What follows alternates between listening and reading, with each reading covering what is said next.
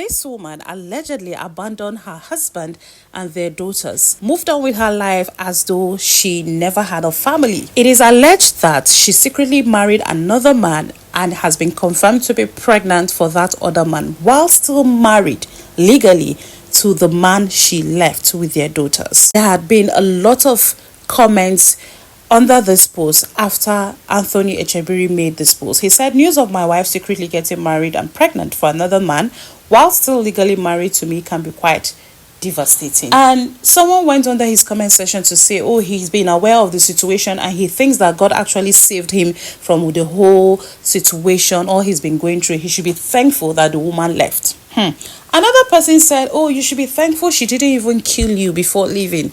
There were all sorts of comments, but the large number of comments I saw there were all saying he should move on. Come on, guys. How do you expect this man to just move on as though nothing happened? We're talking about a woman he loves and the mother of their kids. It's not going to be that easy, and healing from such emotional pain is such a process. This may be his own healing process, and you guys should just allow him to go through this process in peace. I'm not going to be so swift in judging that woman because I haven't heard her own side of the story. And if you know me well, you would know that I love to balance stories. I love to hear the other version. I may be telling his own version now, but it doesn't give me room to judge this woman because we've not heard her own side of the story. I hope that we get to hear her own side of the story.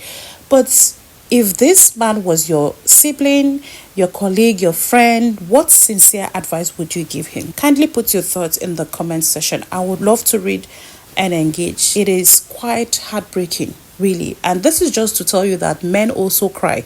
Men also have emotions. Men also go through emotional torture in relationships and marriages. But like I always say, only a few of them summon courage to speak up.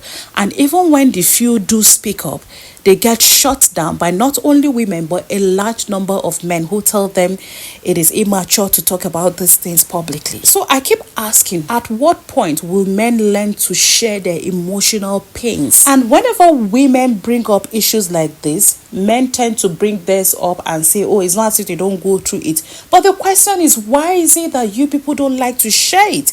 You always want to put your ego first. And when you see someone who is bold to share it like Mr. Anthony did, you are quick to shut them down and tell them to keep quiet. Tell them to move on. Come on, this is reality. If you're not wearing the shoe, trust me, there's no way you know how it hurts or where it hurts.